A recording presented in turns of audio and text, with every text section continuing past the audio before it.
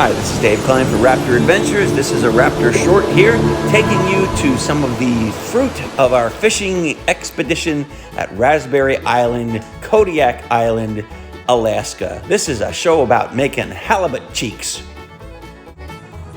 Let's see, what do I want to select from our garden to make with this halibut cheeks? We'll let the peppers go. How about we go over here to the tomatoes? Yeah, let's take a fresh heirloom German Johnson tomato. Yeah, okay, we'll take that. And let's go get some basil. Let's do the mammoth basil. We'll take a top off of that, and in we'll go. Okay, now home from the great land. I am back in my garden. Got some German Johnson tomatoes here, fresh from the garden, some fresh basil, and some halibut cheeks right here. Gonna cook those into a lunch. I think it's gonna be good. Okay, so this is what the tomatoes look like after you get them prepped. Everybody does them their own way, but these are German Johnson heirloom tomatoes planted from seed out of our garden. Slice them up nice and thin, put some fresh basil on them, also from out in the garden. A little bit of Hellmann's mayonnaise on there, drizzled. A little bit of real lemon, or actual lemon if you have it. I just put it in here, here, here, here. Put a little bit on the sides there. And this stuff here, the secret stuff. This stuff to me is incredible. It's got a lime zest in it and some peppers. They don't overwhelm though. And I think it's called tahine or tagine, whatever. It is good stuff. All right, let's make the halibut cheeks next. Okay, so I rinsed those off and trimmed off anything that I didn't want on there. Put them here, I'm gonna pat them dry. Then I'm gonna give them a little bit of a olive oil marinade before I sear them. That's right, taking care of my cheeks right here. Now we have our fish nice and clean and pat dry. And I'm gonna put ingredients from what I call the Raptor mix in here. I've used this to smoke. I've used it to cook, just like we're gonna do here in olive oil. First thing we're gonna do is we're gonna add a little local flower honey. A little bit of that in there.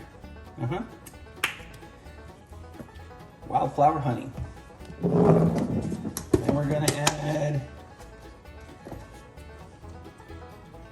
just a wee bit of brown sugar.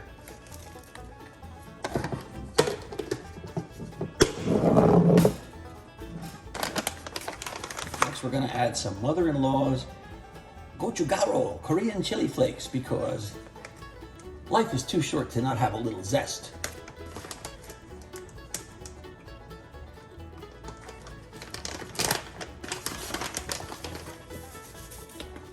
Okay, that's good.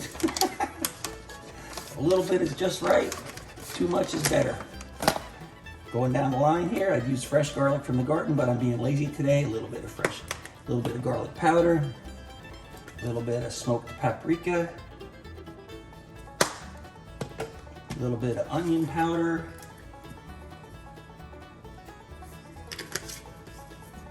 a little bit of minced onions, a little bit of this stuff, Bragg's sprinkled 24 herbs and spices.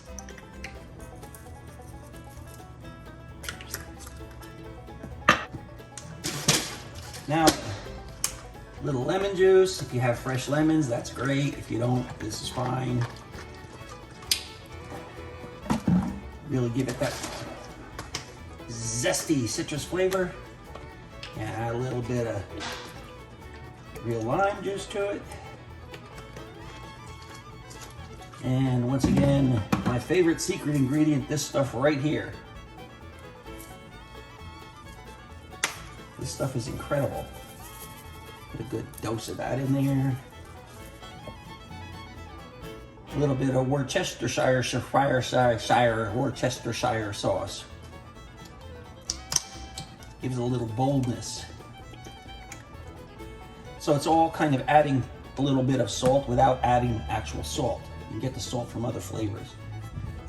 And then the base of this, what's gonna mix it all together and keep it all together and make it brown up real nice in the pan, is a little bit of Bragg's Organic Extra Virgin Olive Oil. This is good stuff. It's a cold pressed, unrefined olive oil. Really great. Only need a little.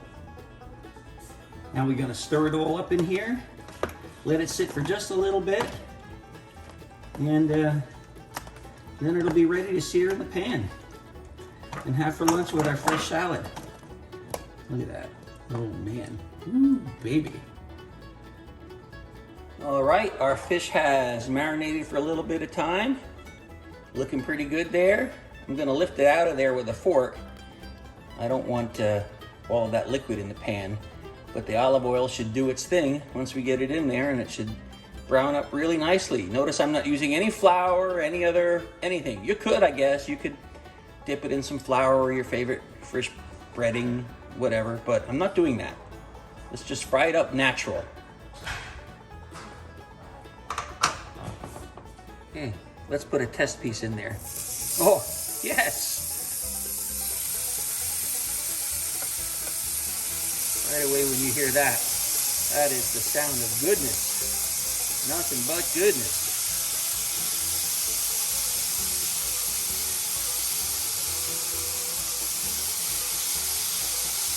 Yes, sir.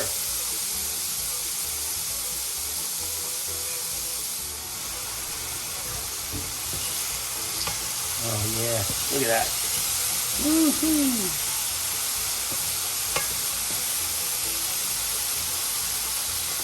It almost looks a little like scallops right now.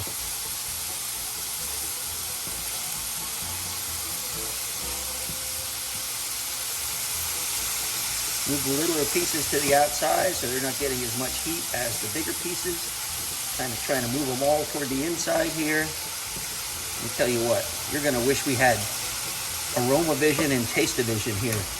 Put that over there so we're not splattering everything up. Let it go a couple more minutes, turn it again. And I just have this on a medium heat.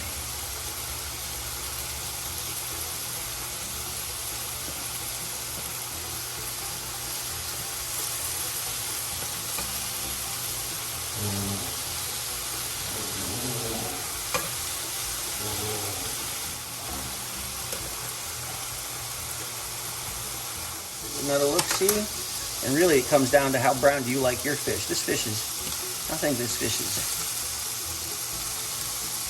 maybe use a little bit more.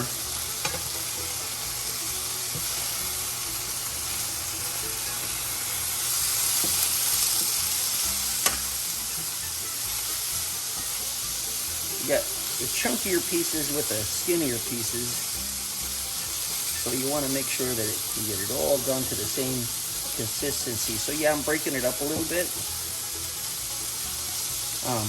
If you're going to serve this to somebody, you might want to keep it more pristine and whole so it looks maybe more attractive. But hey, I'm not trying to win a beauty contest here. I'm going for flavor. Okay. I let this go for 7 minutes. I think it's looking pretty good. Yeah.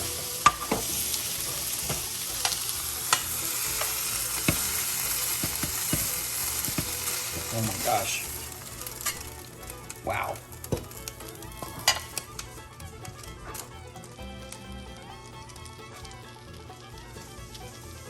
There you go. Let's serve it up.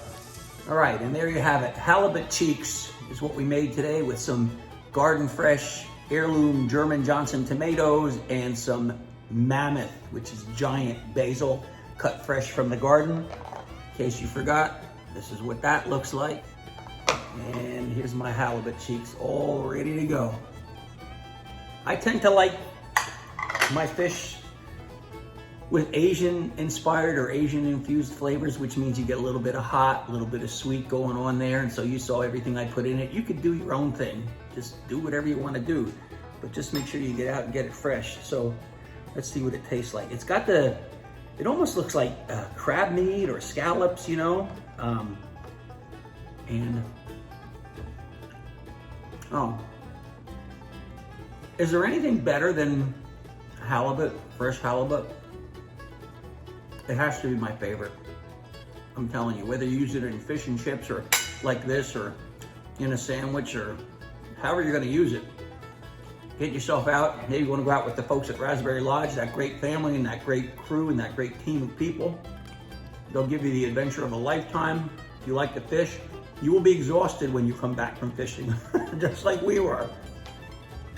And you'll have such delicious table fare for yourself or to invite your friends. I've been posting some things on my Facebook page, and I have a lot of friends that are saying, well, when can I come over for a fish fry? I'll bring some Pinot Grigio, I'll bring some corn, I'll bring some this and that. So that's something I'll be working out. It's a great reason to get together, tell stories of the fishing adventures, tell the stories of the lodge, and generally just enjoy your life, okay? That's it for this adventure. I hope you have a good one yourself soon. My name's Dave Klein. Why not give us a Facebook like on the Raptor Facebook page, and go ahead and subscribe to us on the Raptor YouTube channel. And I'll see you the next time we have an adventure. So long.